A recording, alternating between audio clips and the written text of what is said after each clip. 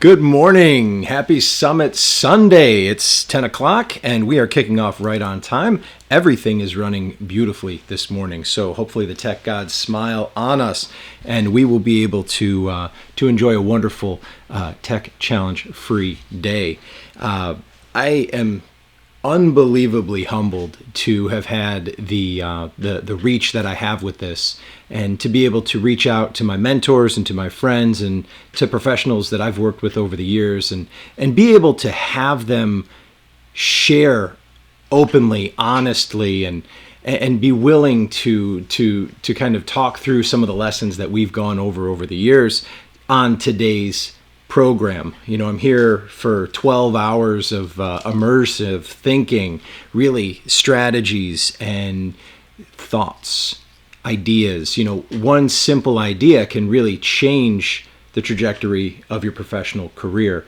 And quite honestly, one simple idea implemented can do so much to really spin you off into a whole new evolution, into a whole different direction.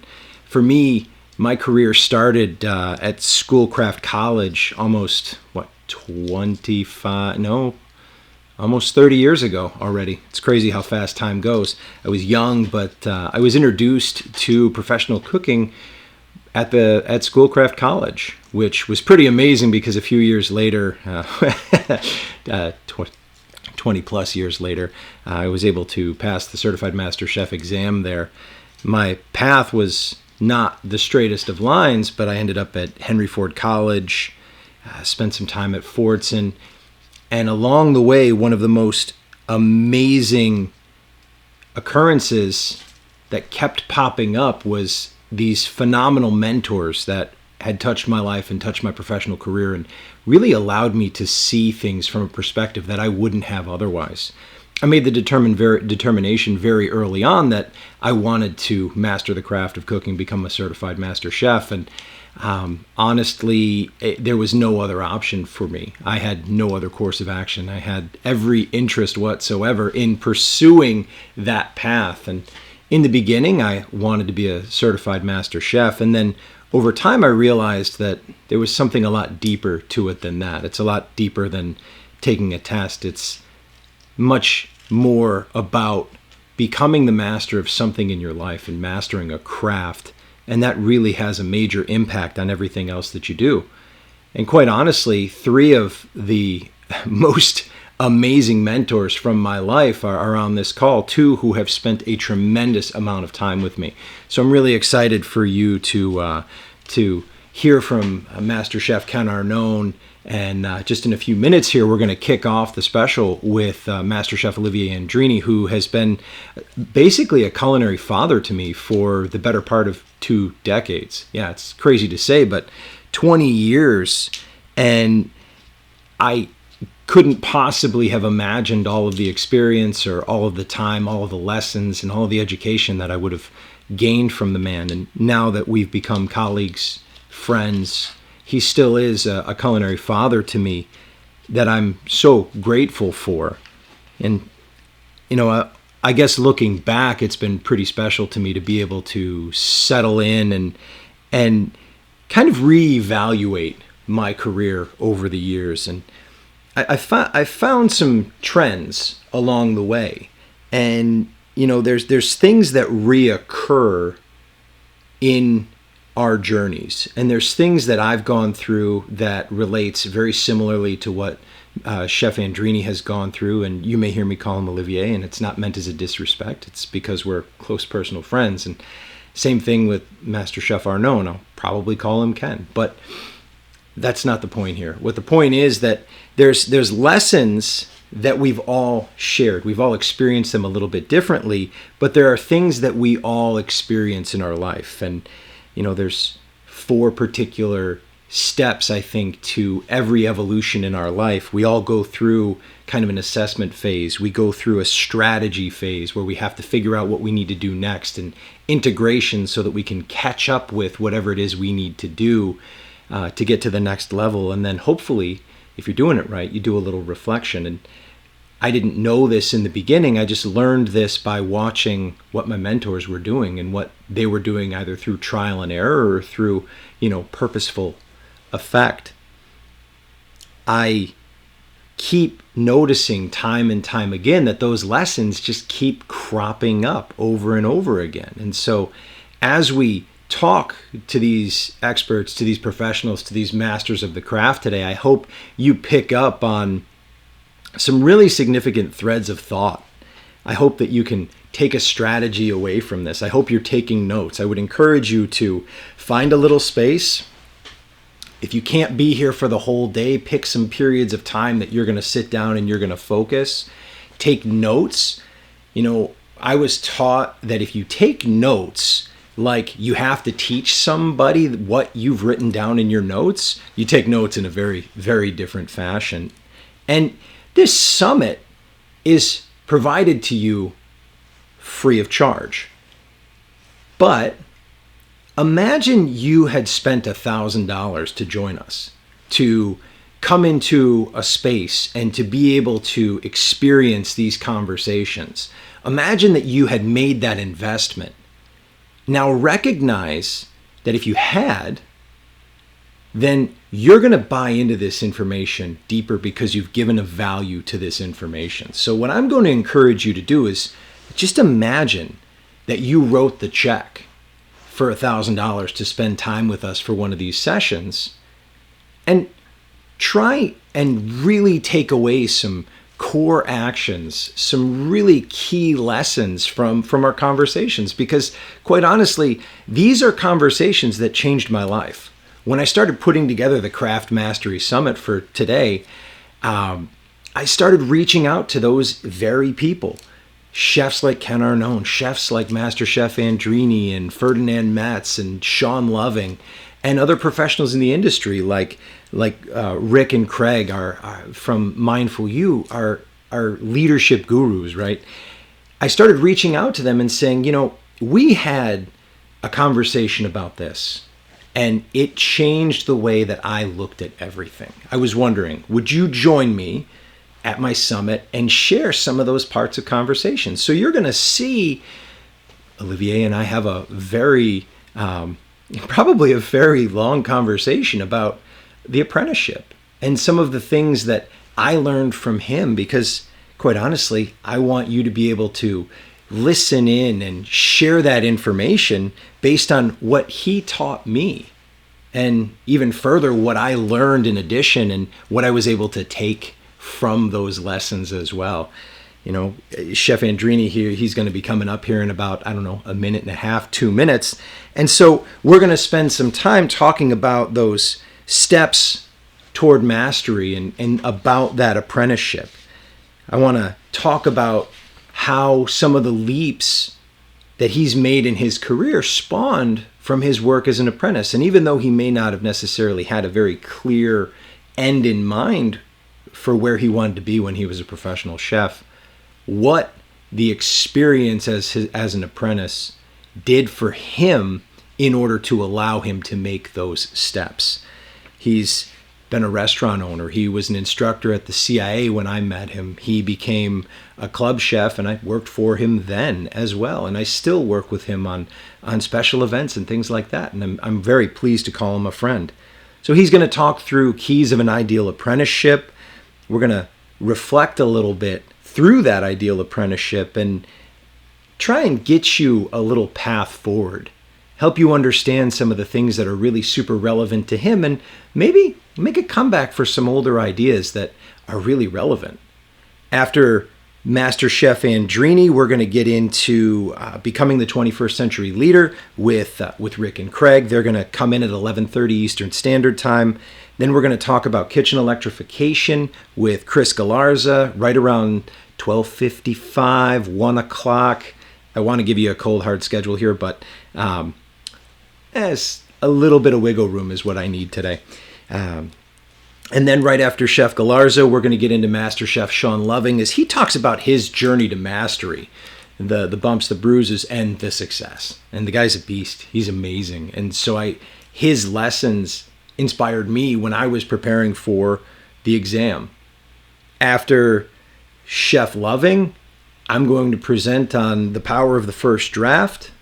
And then we're going to talk to Chefs Paul and Chrissy Jensen, who are a really cool power couple with a gluten-free, with a budding gluten-free enterprise, and they have some really beautiful.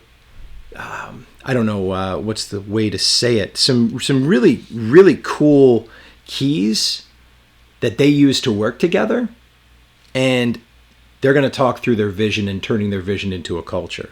After that, Master Chef Ken Arnone, and then we're going to wrap up the evening with an interview that I did with Master Chef Ferdinand Metz. Talk about the history and the relevance of mastery, because I think that's a great place to be. I'll wrap the whole show up at right around 10, somewhere in there, and then I'll be there for question and answer. As we go through the day, feel free to enter questions into the chat. You can also connect with me online through my email. If you email me questions, we'll be monitoring that, and I'll be able to get those into the conversation. So, as I'm about to hand off the torch, I would love, with absolute pleasure, to introduce a wonderful friend of mine, a wonderful colleague, someone who has been there with me for the last, actually, better part of 22 years, certified master chef Olivier Andrini. Chef Andrini, Good. welcome. Yes, sir. Good morning. How are you today? I'm fine. Yes. You? I'm fantastic, thank you. Very, very good. So thank you for joining us today. Oh, you're welcome. My pleasure. It's always a pleasure talking to you. So you had to listen to me for a few seconds there, wave on about how long we've known each other, Yeah.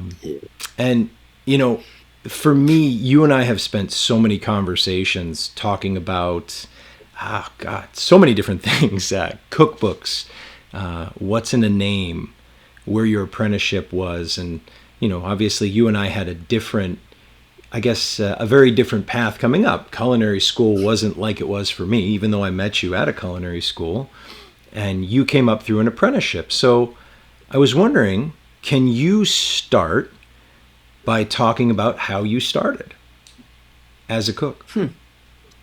Well, at my time, we didn't have much of a choice because culinary school didn't really. So, if you want to be a young chef, you needed to take an apprenticeship. That was the way in Switzerland it worked. So, my dad, being a salesman at that time, he sold wine, alcohol. I love in the summertime to spend time with him, in the car and go around. So we were going to restaurants and little hotels. So my dad would go and talk to the guy to sell them alcohol, and he would park me in the kitchen. So I would spend a couple of hours, the boys in the kitchen, and I was like, I don't know, 10, 12. And it was very impressive at that time. This guy with the big hat, and I enjoyed that. So I guess at one point, that's maybe why I looked at cooking. Does that make sense? Yes, it does.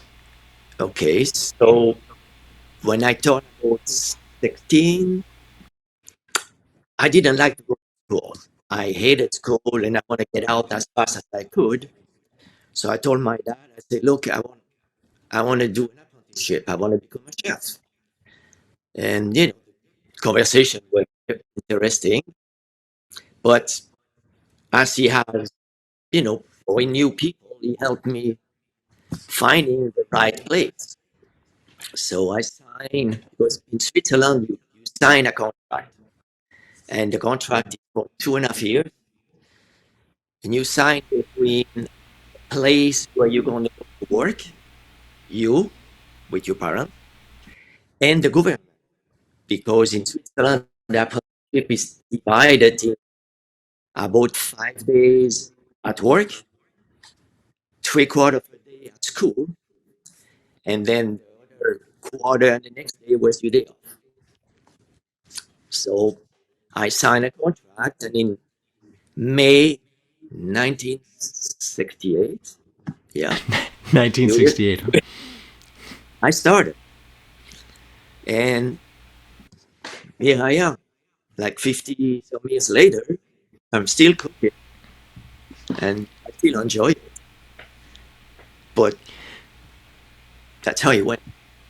Yeah, I think that probably is how a lot of us start, right? We don't necessarily love school or see us going down another path, or you know, I think I don't know. I for me, I found food as my passion when I was resistant to a lot of other of the traditional disciplines in school, for sure. Yeah, it was the same for me.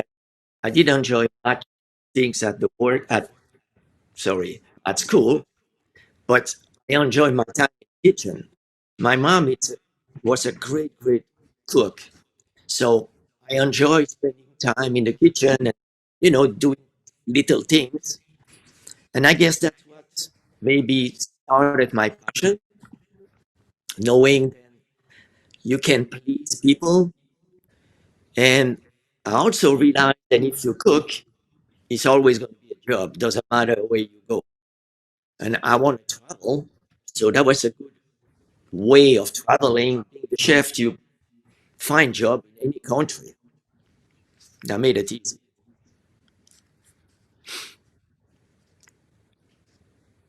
No, Can you I say could definitely, I can okay? definitely see how it would do it, and that was, I found that as a parallel for me as well. I knew I wanted to travel, and so I becoming a chef, I guess, kind of made sense of that for me. And I think because of your willingness to travel, that actually was something that got instilled in me. And I ended up spending a lot of time after graduating culinary school doing quite a bit of traveling. And in fact, there was a quote that I have written on a notebook that I took to France with me. And you always said that a cook is a cook the world around, right? Like it doesn't matter where you Hmm. come from, if you are a cook and you meet another cook in another place, you're gonna have something in common. Yeah, always. Yep. Yes. And people who love food are usually, I don't know. I've found every people who love food as really cool people. So, and I've never really had a problem getting along with people who love food. No, I didn't either. It's easy. Can you can you outline a little bit of the apprenticeship? You said that you worked a couple of days a week, you went to school one day a week, you had a day or two off. Can you talk a little bit about the work that you did when you were at work and what it was that you did at school? So my apprenticeship was in a very large hotel in Montreux, in Switzerland. So I spent 5 days in the kitchen, and in Europe we work split shift. So you go there at 8:30 in the morning till about 2 o'clock. Then you off till about 5, and then you go from 5 to 8:30 to in the afternoon. Was cool. You spend time with some of the other cooks. You go to the beach in the summer, or you go to play whatever, pool, soccer, and then you go back and spend the night working together. What I found difficult at the beginning, I was 16. That's at that time it was very young, and you work with I don't know maybe 30 guys in the summertime. You were adults, so I was looking at 30 adults, and I was kind of a little scared. It was a little scary. So 5 days at work, and then a day at school.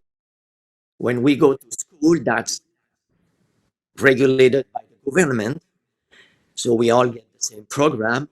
At the school, we don't cook, we don't touch a knife, with none of that.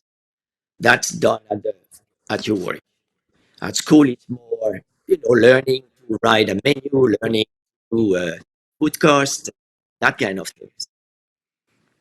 And then you get the rest of the day, and the next day was my day off, and then back to it, and then we go again. So the first 6 months in the kitchen, I learned like what you call entremetier. So it's the soup, the rice, the pasta, the vegetable for Okay. 6 months. And then after Entremetier. 6 months, yes, entremetier. Okay. Yep. And then the movie, I remember well, Garde Manger, where later on I teach Garde Manger at the same. But I remember that was Garde Manger was huge and cold. 6 months there, and then I think I spent maybe 3 months in the pastry room, and then he moved me to the hotline. So I was part of the saucier, rôtissier, and that kind of thing, where you learn actually to cook, more or less. That's where you realize then the saucier is the most important guy in the kitchen. If you're good at sauce, then you're obviously becoming a better chef. I learned that, and then I think it's about 6 months left, and then they Mm-hmm. move 1 week you here, 1 week you there, you go wherever you work. So you can be phase three Monday, Tuesday, and then Wednesday, Monday, and Thursday, the ultimate. So it's kind of recap. That's answering your question there. I think so. I mean, I think so. So, what when you said when you worked the saute station and you worked with the saucier, you learned how to cook. What were some of the things that? What's one of the lessons that you remember? I don't know, really vividly from that role. Vividly. Well, so we turn a potato every day to serve with the fish. So at that time, the sous chef at the hotel was a guy named Anton Moziman, who became quite famous. He was at After that, he was the chef at the Dorchester Hotel in London. He was one of the first guy who get his own cook show on TV. So I was with him, and we were throwing a potato at the back of the kitchen. It was a big sink, two buckets in there with water, and then we get some potato, and we were turning one by one, and then send them to the bucket. So I was there too, and I could hear his potato eating the water, like look, and then 30 seconds later, pluk, and I'm still doing my first potato, and I turn it, and it pluk another one, and I'm like, man. So it's very humbling to realize that you're slow, and people are a lot better than you are.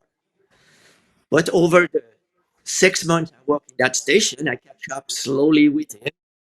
So it was my pluk was every three of his pluk, and then every second, and then I was very close. So that show you then repetition and making it again and again make you a better cook. I think to be a great cook, you have to have practice, passion, and some patience. That's the three things I think were very important. Okay, so talk a little bit about practice. Oh man, I remember. I think you know that.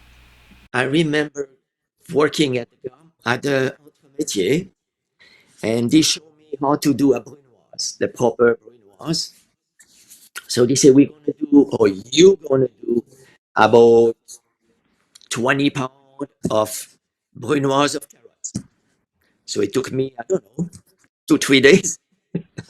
And then when I went to the carrot, they said, well, we can do the same amount with the celery, but the celery root, because it's easy to, easy maybe not, but the celery. And then we done showing the little size of the onions. So I got that pile of vegetable, and then they use all of that in the raft to make consomme. So I was like, seriously? But that's called repetition. And I'm still today, every time I grab my chef knife and do a brunoise, I think of that. I think of the mountain of brunoise in front of me. Well, and you definitely did a better brunoise at the end of that process than you did at the beginning. At the beginning, I could do it. It was like, I don't know, some kind of chopped carrot. A chopped Yeah. carrot with two even sides and maybe a little slice here and there. Hmm. Okay. Yes. So now passion. What does passion mean to you? Passion for me, and I don't know if it's for everybody, but as a chef, I think about food. I dream about food. I spend my day in the kitchen. I come home at night and I cook with Vicky. I don't mind. I love it. I have a passion for food. And as you can see behind me, I got a few cookbooks. And when I'm off, I read cookbooks, who helps me with my passion. I think we never perfect. We never know everything. So my passion is to know as much as I can.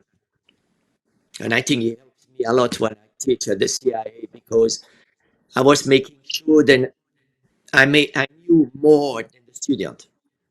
I could answer any question at any time. And if I could not, I will not give them a story.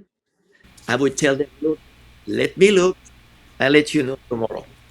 And I would go home, grab one of the books, and find the answer. Right. Yeah. That's for me passion. And so how has that helped you over your years, over your 50 plus years in the field? What do you mean by Well, I what mean, help? The well, your passions? passion. Yeah. That passion for food. Has that passion served you well?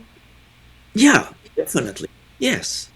He make me travel. He make me met the right people to help me because they were passionate too. And that's the people I like to be with.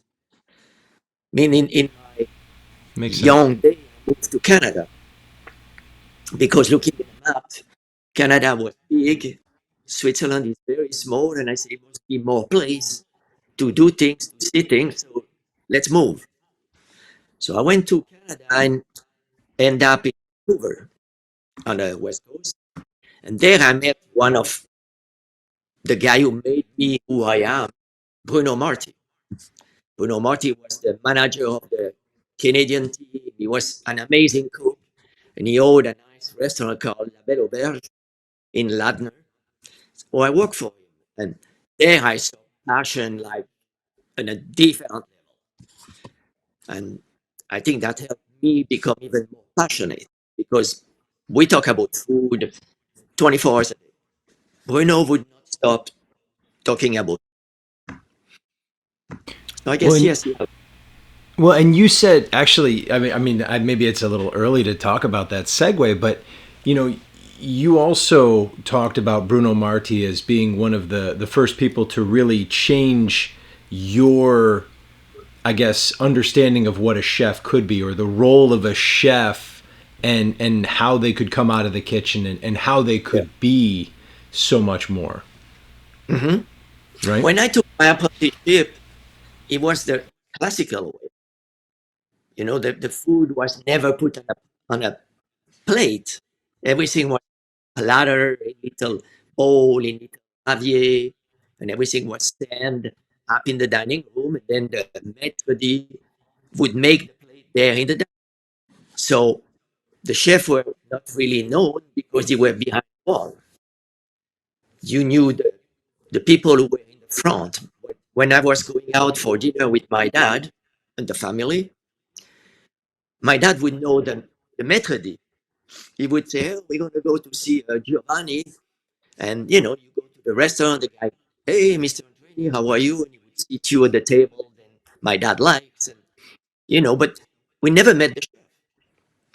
Later on in life, I realized then it can be different. And I think when I worked for Bruno, I realized then he was the chef, he was the owner, but he was dressed clean and he will be in the dining room talking to his clients. We were in the kitchen, but the chef was in the dining room. And I like that. I'm like, okay, so I'm not going to spend the rest of my life in the kitchen. I can be out, I can be known, I can have a name. And I think that was very cool. I mean, one of the first chefs who ever done that was Paul Bocuse. We owe that to him. We chef are known, we see our face, and we know our name because Paul Bocuse pushed for that. And that's probably something that most people don't really understand about Paul Bocuse. That's true. People don't even know who is Paul Bocuse. The Right. majority of them. But that was People definitely like something. people like you compete, you know, because the book is door and all what he done. But the average cook doesn't know who Paul Bocuse. No, Right. you ask. I work with people like I talk about Bocuse, and they look at me. Who is he? So it's the guy who decide, and one day you will be a chef and you will be known because people will know you because you go to the dining room. Now we are doing it, but before him, nobody was doing it. And the third of your P's, right, was patience. Right? You Yep. said practice, passion, and patience. So, what does it mean to be a patient cook? You mean then you cannot know everything the first day. The things of I'm gonna come out of the school or whatever and be the sous chef at Daniel Boulou, that makes no sense. You need passion. You need to spend time to repeat, to use your passion, and be patient. Things would come. For some people, faster, for some people, a little slower, but you still need patience. Patience is very important. Now, when you're on the line and you're cooking, you have to move because the customer are waiting. But the patience is a different time of the day where you use your patience. That makes sense. That makes sense entirely. So, Hope so. It made sense for now, one of the other things that you and I talk about, and it seems to be a little bit of a pet peeve, are names. So, why are names so important to you? The name of a dish or the name of a food. Was that again. how you were Yeah, taught? say that again. Well, I mean, is that how you were taught to remember certain things? Like, Yeah. Oh, we were oh talking yeah. about Dubarry, right? Yeah. So, Yeah. We were. My chef at the hotel was very. Uh, what's the word? He was on me every day to make sure I knew more than just cooking. If we would learn about if you use cauliflower, the dish will be called du barry for the contest du barry or whatever. So a cream of cauliflower can be called potage du barry or velouté du barry. A carrot, it's cressy. And each of these things have their name. Like the best good one is asparagus. It's argenteuil. So potage argenteuil, the cream of asparagus. Now we can make a bisque with an asparagus because it's missing the shell and the outside. That's for me it's important because I was trained that way. That was put on me every day. mhm. If you use a name, make sure you use a proper name. And if you don't know what the name means, look. At my time, we were looking inside the Lagos gastronomy. Today, you guys, you take your phone and you Google it. Same result. You learn things and you get better at it. One of the good things that we talk about that a few times is the aioli. Like, Aioli, right? Yeah. so the first three letter of aioli is I, with the word for garlic in French. So when you say I'm making an aioli, it has to get garlic in it, at least. But when you look at new cookbook, and I'm not going to share any name with you, but if you talk about aioli and you look at it, and it has absolutely no trace of garlic. So it is not an aioli. It's anything you want to call it, but an aioli. And for me, that basic things then we learn and should know.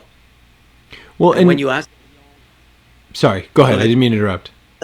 I say when you ask a young cook or you talk about that, they go, "Why should I know that?" Because it's important. It's part of the passion. Well, and Knowing elaborate.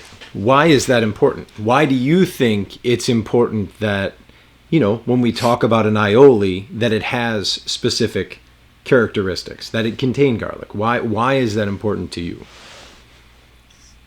it's important because lots of people know about it. You have people who are very instruct about food. They know names and why and how. So you go to a restaurant and you read the menu, and the menu say, then you have an aioli. I would expect when he comes to my plate, then he has garlic in it. If he doesn't, then I'm gonna be a little disappointed. Well, and I Same with the think beef. even more with allergens now, right? Yeah, Like, exactly. in the culture that we live, it's really challenging to float in between names. If somebody has a shellfish allergy, they really shouldn't be eating a bisque because there's a strong possibility that that's going, well, it's supposed to contain shellfish, but Yeah. but it doesn't necessarily mean that it doesn't. For me, what I see more and more often is, as we start to get into the realm of calling food whatever we decide to call it, we lose the characteristics that make it wonderful as it's supposed to be, right? Nobody's taking away the fact that you can make a puree of tomato soup. Nobody's taking that away, or a cream of tomato soup, or a potage de tomate, whatever that may be. But when you call it a bisque, it's just not accurate. Nope. And if you have allergy and you see the word risk, you may think twice before you order it. Right. I would like the people who know me, who eat my food, to know that I'm trying to be as real as possible. And if I write aioli, it's gonna have garlic. If you don't like garlic, don't order anything who say aioli. Same with beers, same with other things. Like the difference between a braise and a stew. Same thing. If I say I'm gonna braise it, I wanna braise it. I remember earlier in my life about coffee. When I was in Vancouver, I was, I guess, the first guy, or one of the first guy, who get coffee on his menu. And we made it coffee the way the French people do coffee. We cooked the duck breast or the duck legs in their own fat, and we done the whole system, the whole recipe.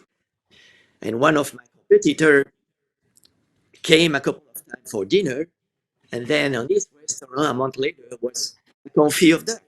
So on my day off, I went there for dinner and I ordered the coffee, and it was just a roast duck because he didn't know what the word coffee is. And I guess that's part of why I'm passionate about things. Right. Because just because you call it something doesn't make it what you're calling it. Yeah, exactly. Yeah, I think it's important to know what we're going to get when we order something. You should expect, or you have expectation when you're ordering. You hope that that's what you. Mm-hmm. Mhm. If I Makes order a sense. New York steak, don't serve me a tenderloin. What I order. I know it's not both from beef, it's both a part of it, but that's the same. So why do you think that we do that, right? There's some things that we would never say, right? Like, I don't know. Currently, I don't know anybody who would serve a strip loin for a tenderloin. I don't, fortunately. But I know many chefs who would be okay with saying that they have an aioli on their menu that doesn't have garlic in it. Hmm. So, what do you think? What do you think the difference is there? Why do you think some things are seen as untouchable or are respected in their names, and other things like aioli or bisque are not? Why? Oh, man. I guess often people use name because it sounds good on their menu. I mean, if you ride, then you're serving, I don't know, a shrimp, a cold shrimp dish with an aioli. It sounds better than if you ride serve that dish with a garlic mayonnaise, which is the same thing, more or less. But I guess the word aioli means more. It's more Right. recognized by people.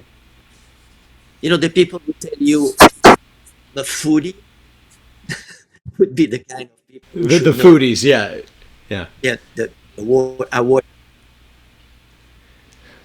the, The self-proclaimed fruit foodie. Yeah, like I yeah, guess yeah, a lemon mayonnaise would be more accurate, right? But hmm, to say that you have a lemon aioli without garlic in it would not be accurate. not really. And so yeah, it's I all mean, it's for. I mean, that's I guess that's my take too. Is it's it's used for verbiage because I think you and I have discussed this as well. We in English, I don't think we have nearly the elegance and vocabulary that you do in Europe and in the French language for food. I just don't think it's there. And the food dictionary in English is that thick. In French, it's that thick right. because we have a lot more word to describe food. English, it's a language for business. French language is a little bit more for pleasure, maybe. So it's more word to describe food and love. Just more word. Yeah, just a lot more. Yeah, I mean, you use the word you in English for a lot of things.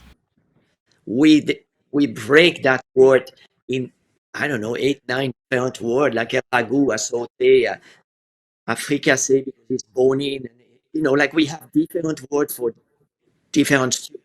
So when you're sitting at the restaurant, you're looking at the menu and you say fricassee of pork, you don't have to ask the waiter, is that with bone or without bone? Because usually when you say fricassee, it's bone in. Makes you a little bit more aware of what's going on. Gotcha. I actually didn't know that. Mhm. No? No. Bocuse has a book, La Cuisine du Marché, he has a fricassee of lobster when he cut the lobster bone in. So the tails are like medallions with the bone around the Yep. outside. Yep. Mm-hmm.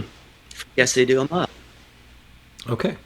Which obviously lends itself to a nice sauce because the flavor of the Yep. bones gets worked in. Yep. Now, not everybody believes that, but I'm one of them who believe because I'm passionate. Because you're partial. And Passionate, and I must feel that way because I worked for you for so long. I guess so. Some of me may have made it to. I'm sure quite a bit of it did. Yeah. So Yep. we were talking a little bit about I don't know, kind of eight keys to a valuable apprenticeship, right? And Hmm? we went back and forth a little bit, and I was trying to pull this out to make it I guess a little bit simpler, and so one of the things that I think is really important is that it's really critical when you start out to value the learning over the money, Hmm. The right? money And didn't exist when I was an apprentice. I think we talked about that. I made, I think it was 20 Swiss francs a month. So, you don't go very far with 20 Swiss francs, even in 1968. And then after six months, I made 40. Man, like I was almost rich. and It's then just funny when you think back. But yeah, People today go to school, to culinary school, and spend 100,000 hundred, $200,000. Yeah. or $200,000 to learn whatever they learn. We were going to an apprenticeship. We didn't spend a cent. We actually were paid. And you Not were paid. but we were paid. Right. So it's not a bad way to learn. Right. No, and I agree with that. And I think for me, I had my apprenticeship. I had an apprenticeship, but it was a little bit different, right? So it wasn't something that I got paid to do. It was something that kind of happened over time. But I remember specifically the making sure to take a job for the education, for the work experience over the money, because I remember seeing people step into like sous chef, executive sous chef roles really early in their career. And it's really hard to go back once you become responsible for a kitchen or for a team or whatever. It's really hard to go back and learn the ins and outs of working the saute station. If you spend some time working as a saute cook, learning how to be a great saute cook, then it's a lot easier to take that information forward. But as you go up the food chain, it really limits you on how much you know and how you can show people to effectively do their job. Mm-hmm.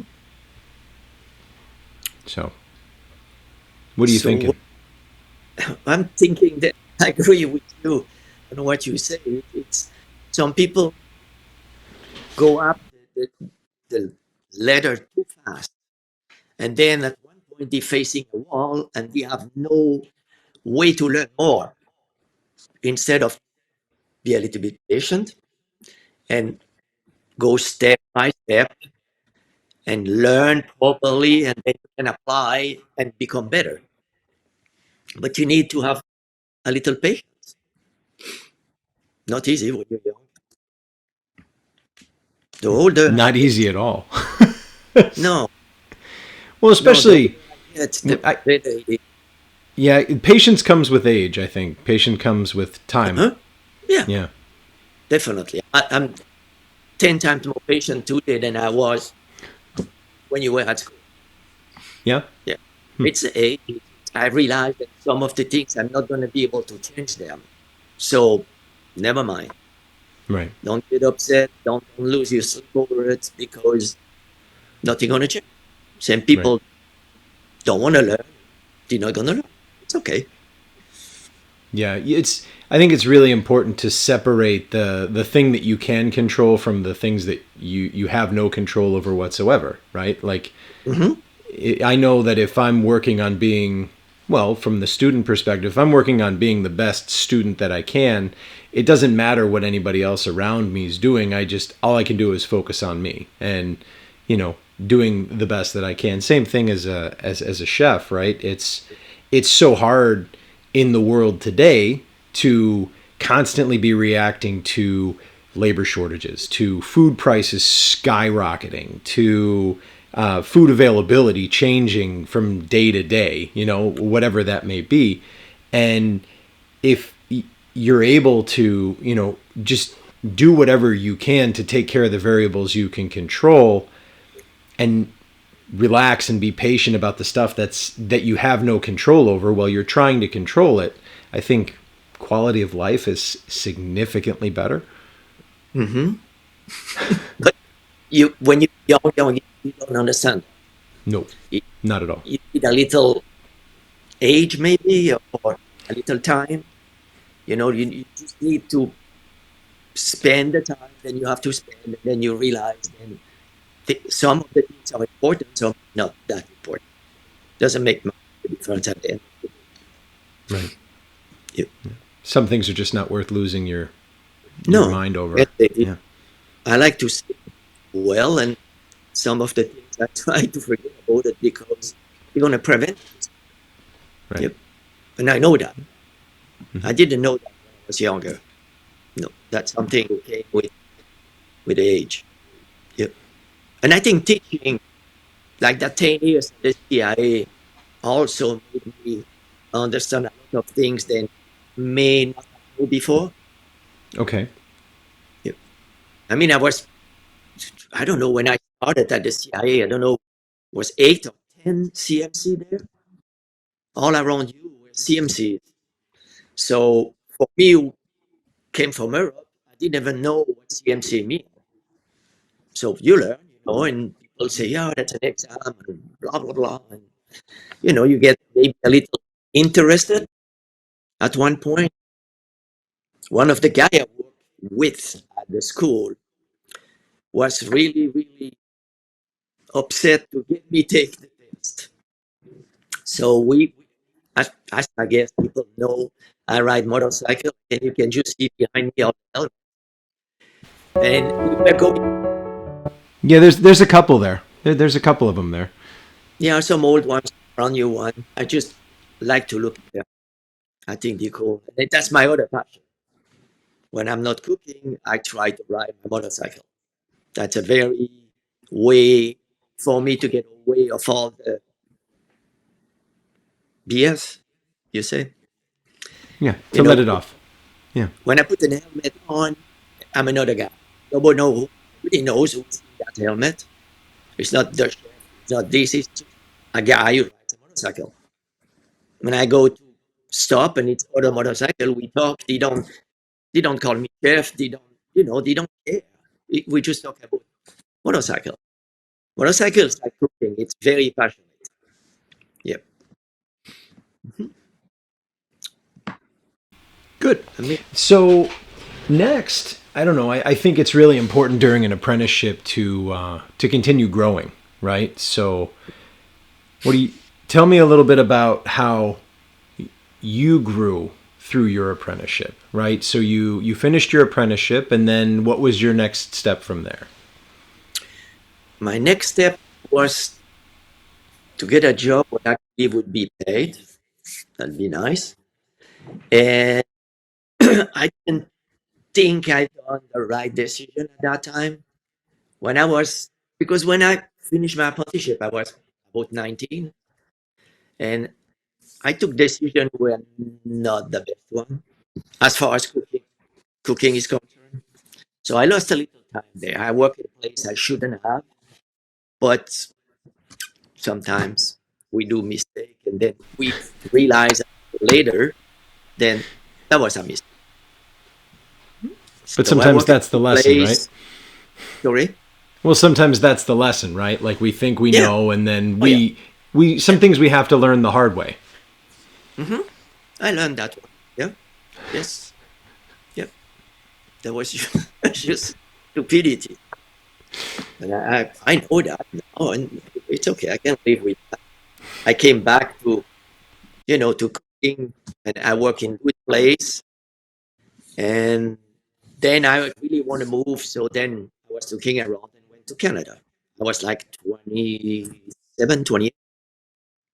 That's where I moved. And I never went back. And now I spent 20 years in Canada, and I'm more than 20 years in the US. It's crazy. It goes very, very fast. Yeah. You moved to the States to work at the CIA, right? Yep. Yep. I was in Vancouver, and one of my sous chefs was a female. Say you should teach chefs. You know so much shit that you should go and you have a school in New York called the CIA, and you'll be great there. And she actually write wrote the letter for me to apply. I just needed to put a stamp and send it. No kidding. Yeah, yeah. Never heard of the CIA, never heard nothing. And when I get the call from them, say we would like to see you, can you come down?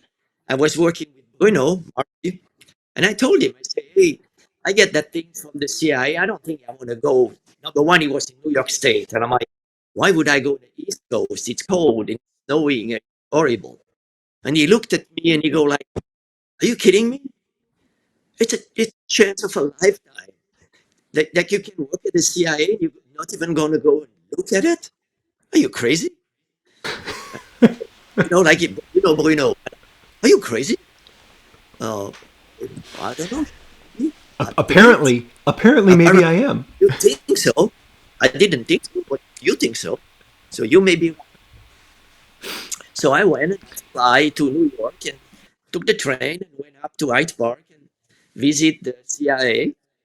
And you have to take a little test. You have to cook. And so I cooked, and he told me, then, "Yep, you're doing well."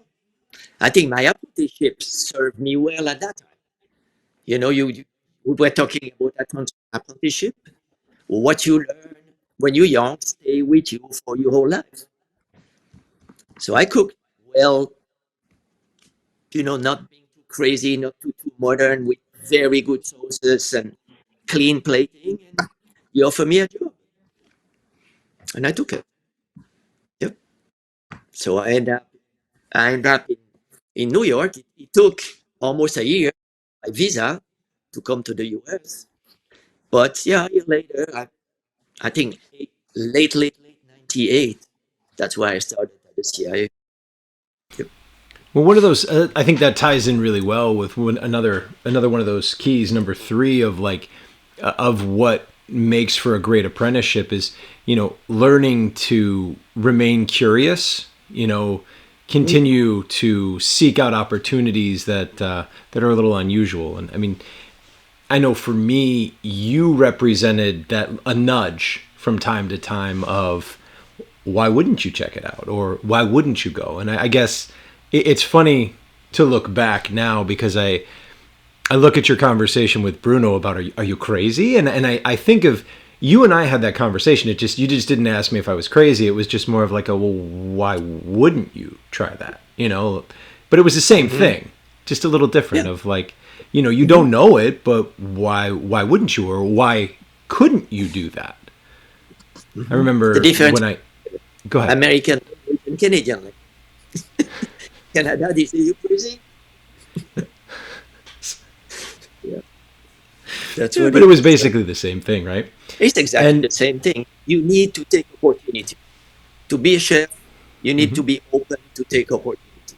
People who wants to stay where they were born and know only one city, one way of everything, have less chance.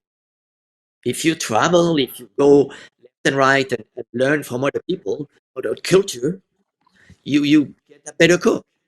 I took every opportunity I could to learn. When I was at the CIA, they sent me to Sicily, they sent me to Singapore, they sent me to Mexico, they sent me, I don't remember where. I always went because you learn. That's how you learn. That's how you get better. yeah, People you say can't help it, you're but lucky. I'm lucky. I'm not lucky. I just made my own yeah, and by stayed curious and worked. yeah, yeah. And I'm still very curious. Yeah. It sounds like a recipe for luck there, curiosity plus work plus putting yourself in a situation to find luck. Yeah, maybe it's a good method. It worked for me. It seems to be working for you. Seems And to do some okay. It's done okay for me. other Yeah, guy we know. Yeah. yeah, yeah, absolutely. And I guess that ties in next really well to the fact that you need to trust that there is a process.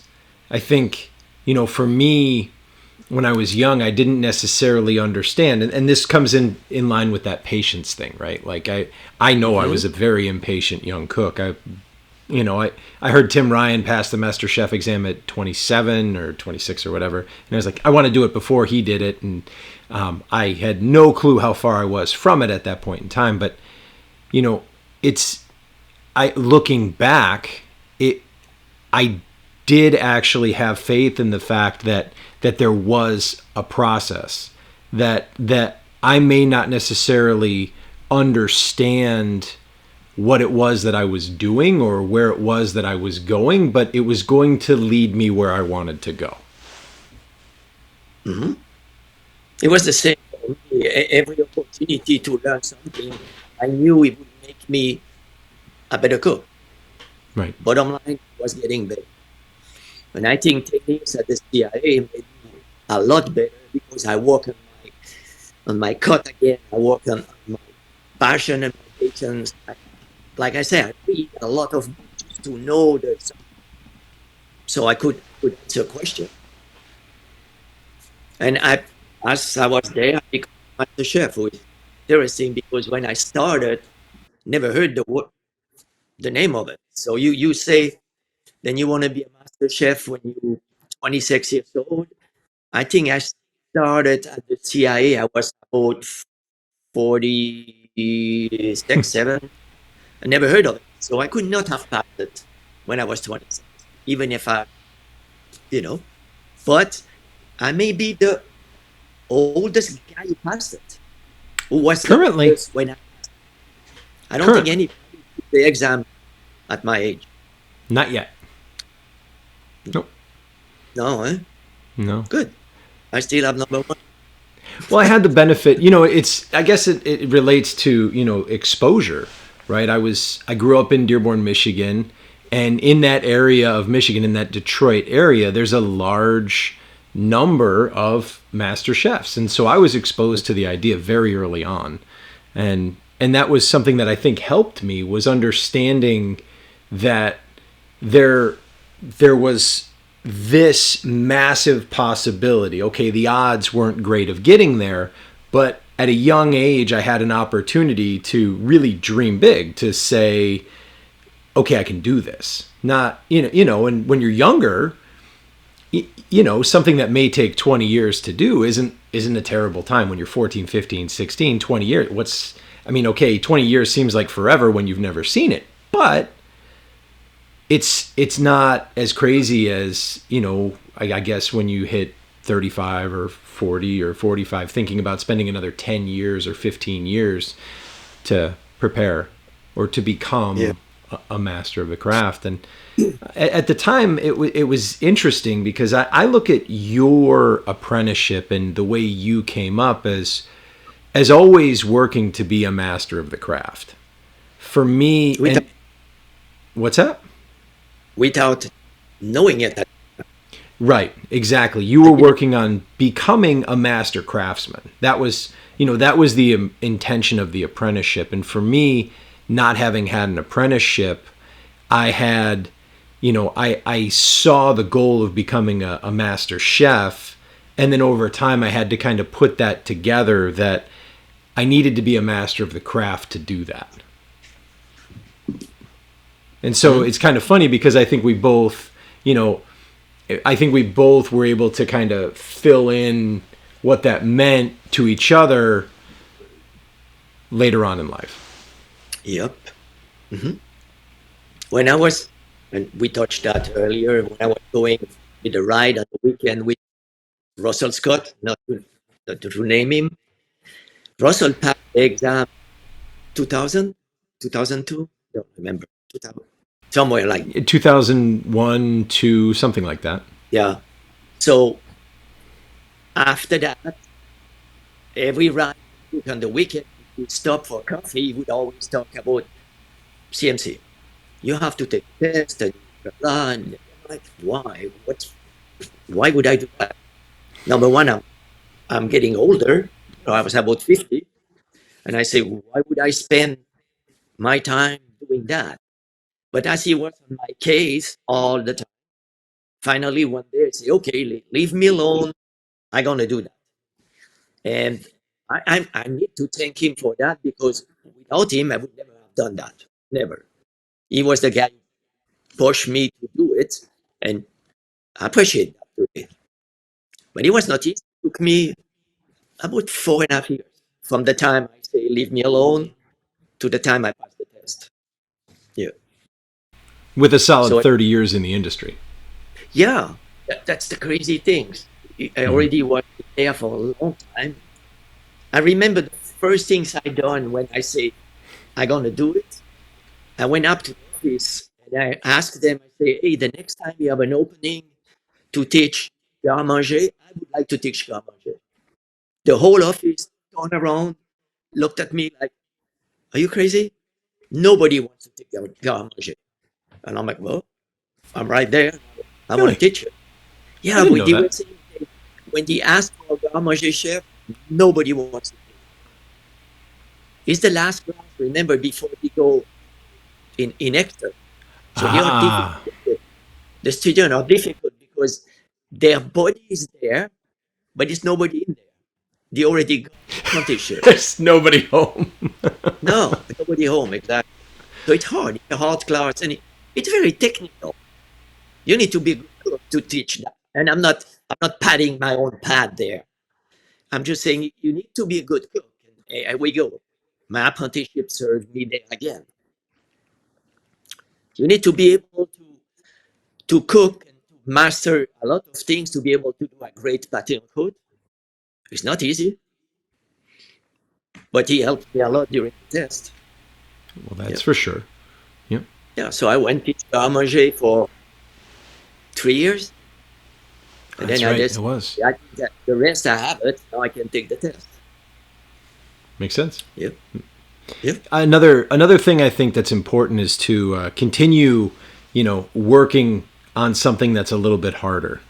Kind of moving in the direction of challenge, especially when you're younger, right? Like trying not to get too comfortable too quick.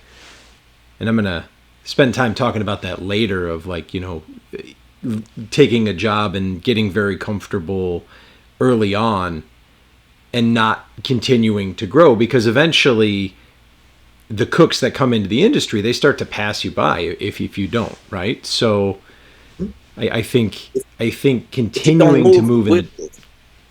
go ahead. If you're not the guy who progress, you will. So then you're behind. And it's like in motorcycle, I don't like to be behind. Well, and if you adopt that philosophy early on, it's a lot easier to maintain it than to develop that habit later. Yep. Yep. You know, The earlier you do it, the easier it becomes. Right. Because I mean, every job I've ever gotten in gets harder, whether you make it harder or get better at your job or not. Like everything gets more challenging, even as you get older, as your family grows, or as you get better in your position as a club chef, you get another outlet, or something inevitably gets harder. Yep. You're right. And Well, I mean, right now is the perfect example. right, It's that's true. my last job at the end of my career, you call it, and it became such a difficult job because we cannot find no staff. We don't find food. When the food comes, not very good quality. It's just hard and hard. And I don't think the people understand that.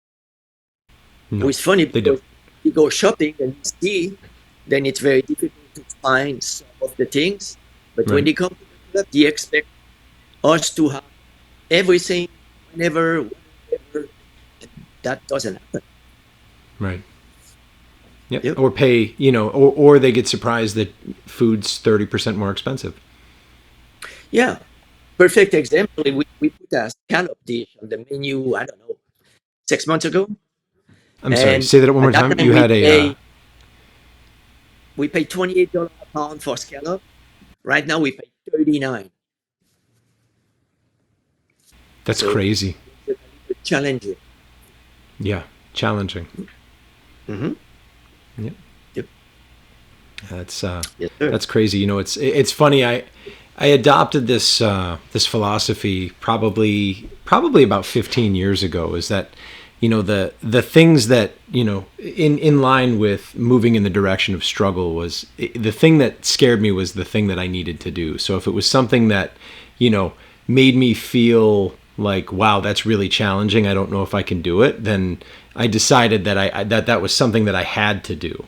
And I've found that as I've done that, I've been able to find myself in situations where I'm not reacting to what other people want me to do. So I've been able to take more control over my fate of making the harder decision in advance. So it doesn't usually have to be made for me. Mhm. And that's kind of, I guess, how it's played out over time. Yeah, I guess I think. Well, it was the same thing. I mean, fortunately, I had a good nudge when I was leaving Dearborn. I went to Henry Ford College, and I almost I came really close to finishing my degree, and I decided that instead of spending more time there, I was going to go to the CIA. And just because well, one, I knew it was going to be a lot harder, but I also had that nudge of saying, like, look, you're going to need to go here in order to learn more, in order to expose yourself to the right kind of philosophies and attitudes, in order to, excel to the next level. Mm-hmm. I think we all the guys who have the test, we all think kind of basically the same way. We all took the same decision at a certain time of our life, but we all have the same passion for food and try to be better than an average person. I Mm-hmm. think that's one of the things that drives me. I want to be a little bit better than average. Mm-hmm. I don't want to be, I don't need to be fair and Adria. I just want to be better than an average guy. And so, what do you think it takes to be better than the average? Practice, passion, and patience. Way to pull that back together. See? Nice, But well that's played. what Right. you need to be patient. You need to learn your job properly. You need to apply yourself and not be afraid of taking decisions. You're not Mm-hmm. always perfect, but at least you're moving ahead. Right. Yeah. Yep. Yeah, and I think just as we're going through, right, I've got three more on those keys to the apprenticeship, right? Is um, becoming okay with failure, right? Because Yep. you're not going to be great in the beginning, right? No. And Nobody. then nobody. I Yeah. mean, I'm No. going to talk about some of my failures later, but it's. Hmm? I mean, when you started cooking, you mentioned having issues with your tournays, and I imagine that your tournays weren't the prettiest either, even though they were taking you a lot longer too. No, they were rejected. We didn't serve them. We made it for the staff. They Yep. become the mashed potatoes. Yeah, Yeah, something like that. Yeah. Yep. it's okay. I was very proud of my potato. It's Well, I think crazy at when you some think point, back. then go ahead. I say it's crazy to think back, like 50 years ago. That you're struggling to make a turnip potato, and today I have a CMC, I have a CMC things, and I'm like, man, same guy who could Same not guy. turn a potato. Yeah. Thousands of pounds of potatoes later.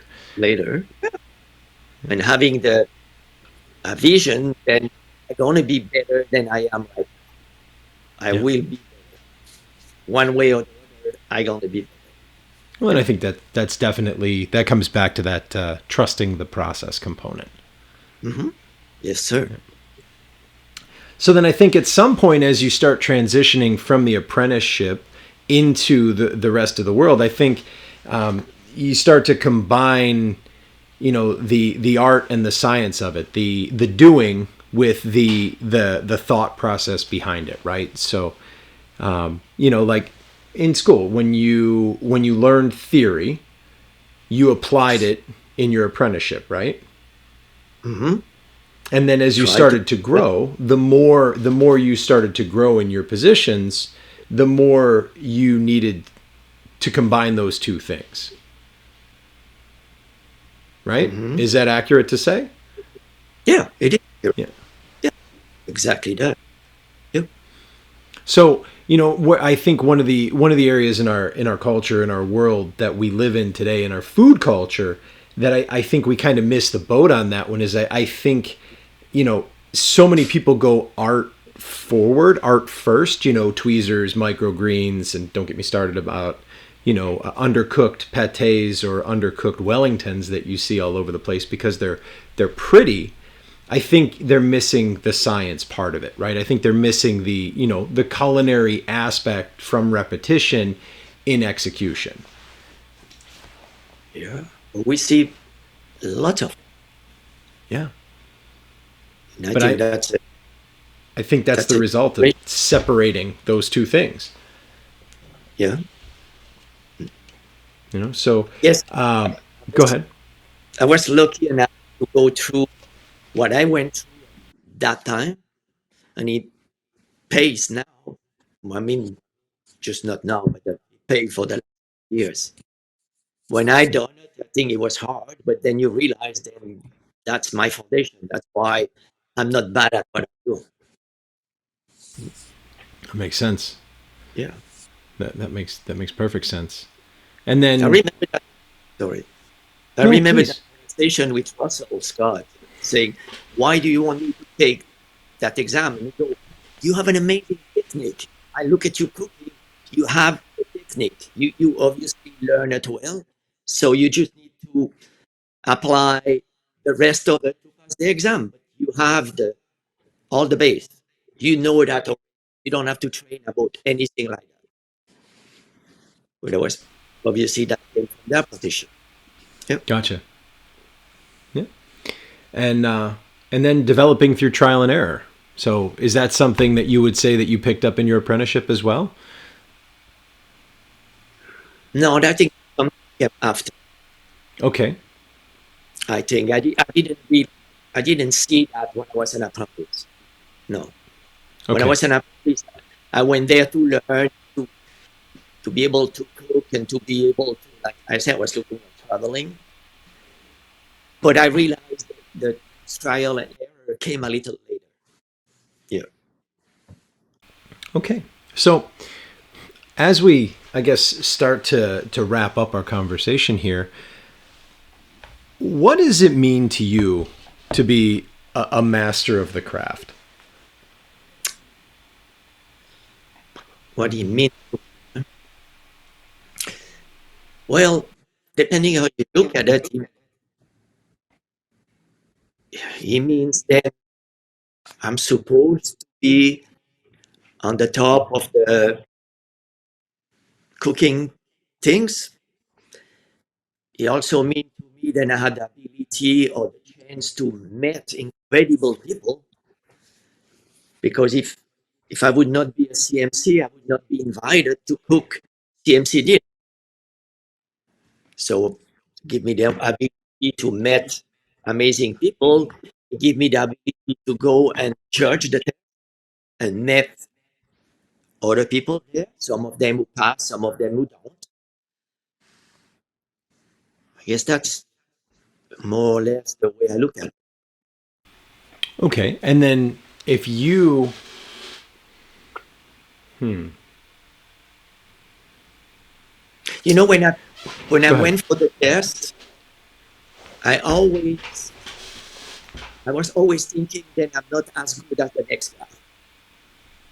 I remember owning my restaurant in Vancouver, I was always thinking, oh, the other guy down the road do a better job than I do. And I was never very full of myself or super confident. I was always questioning. Mm-hmm. So looking at the exam, I say, if I can pass that, maybe it will make me change a little bit the way I look at myself.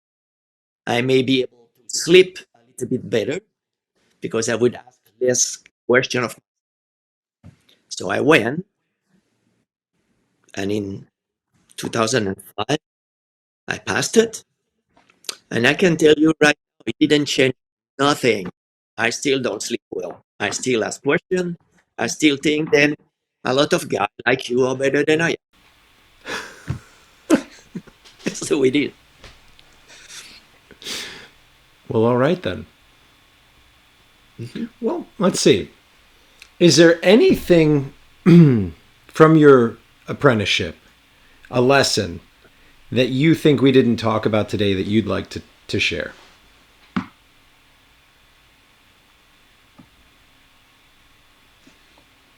No, I think we covered not too bad. I think the only thing that we can say is I think the American government is right now looking at our program or apprenticeship program in Switzerland because they would like to use something like that. And I think it would be great because a lot of people cannot afford cooking school, but I'm sure they can afford to be an apprentice. There's just not any opportunity, right?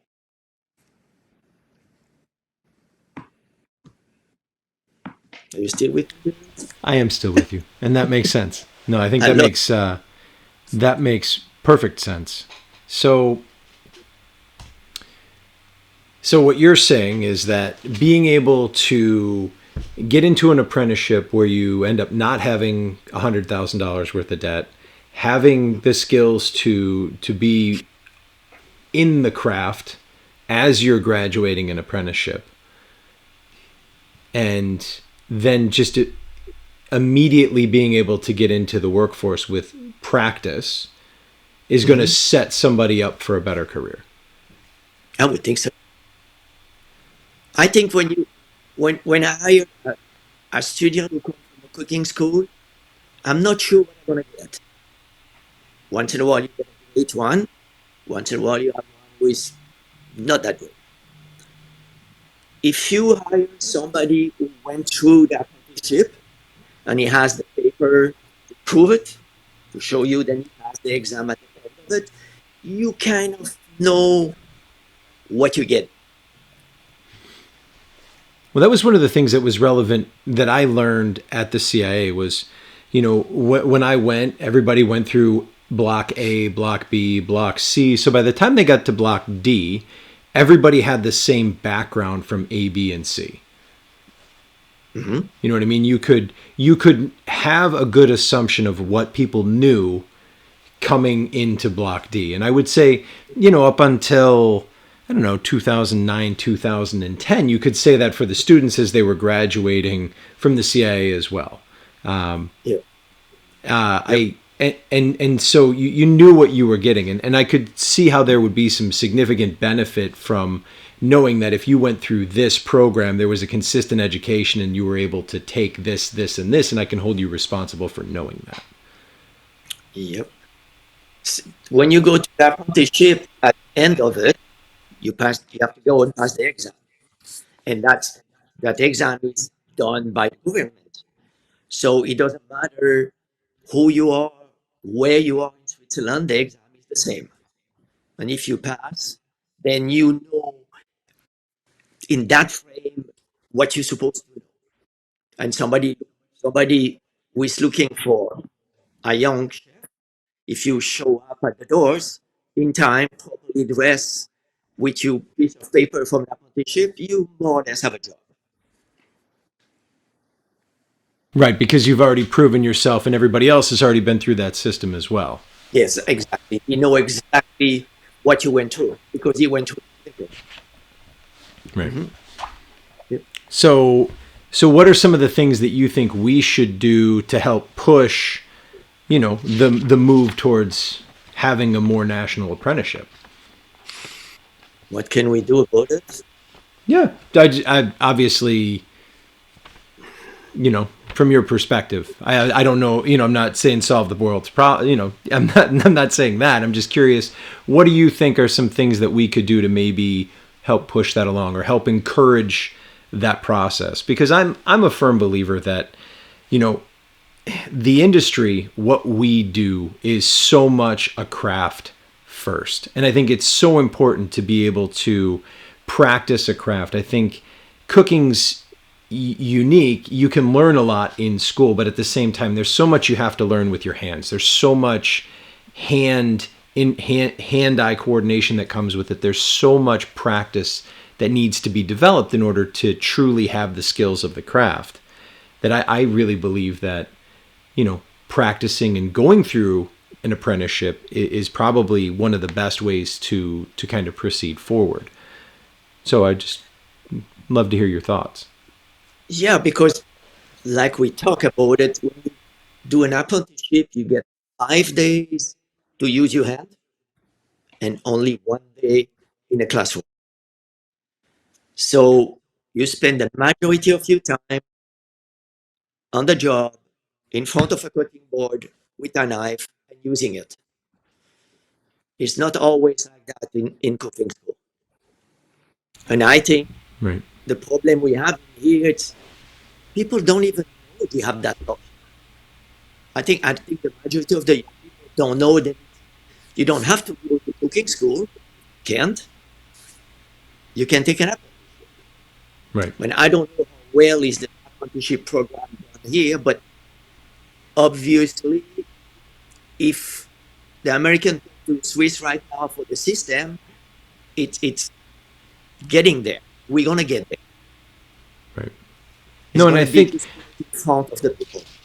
well, I think one of the challenges that we run into is the inconsistency, right? Like you can get a college degree in cooking from anywhere, and when I went to culinary school, you still had the option to go to Scottsdale Culinary or Le Cordon Bleu or Johnson and Wales or and you know the list goes on and on. But at the same time, even though they were still teaching similar information, it was not the same. There was no one consistent standard. So you graduate with an associate's degree, and you couldn't say that a student knew this, a graduate knew this. No, And I think that would that's be the point. something that would be really useful with an apprenticeship program that actually kind of, what's the word, standardizes what you're Yeah, that's expected to the know. word. Yep. You Standards. would know that somebody who went through the apprenticeship can make you a French omelette, can make you mayonnaise, an hollandaise, a bechamel, because that's things you have to know to pass the exam at the end of the 2 years. So you know, then they know how to fillet a sole, they know how to take apart a salmon, you know, all the basics, then you expect them to know, they will know it. Some of them better than other one, but they have a good understanding of the situation. Perfect. I think Mm-hmm. that's a good place to. I think that's a good place to put a bookmark, and and and I think I know you have to go to work, Yeah. but something that you and I started to discuss, and something that people can expect to start seeing in the future. We're going to start doing history lessons, right? Coming up, we've got to figure out when and exactly how, but culinary history with Master Chef Andrini. That'll Yep. be that'll be coming up in the near future. So Yes. I guess you can tell also the people that have a month left. yeah, you have a month left to retirement after Yes, what? sir. I'm sorry, you said 54 years in the field, Something more than 50 something. yeah. I mean 16, so 20, 50. Yeah, 54. Yeah. Well, congratulations, premature congratulations. No, thank Um, you.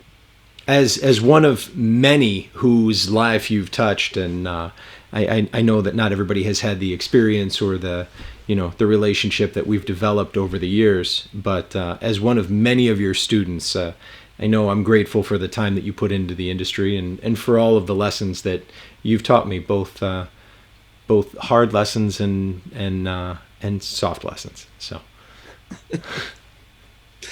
Yeah. Well, I want to thank you to have me on the show because it's a pleasure.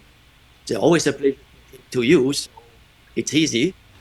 And if we do more or other things, be great. I would love that. Yes, well, sir. well, perfect. Well, I'm going to switch over to me real quick.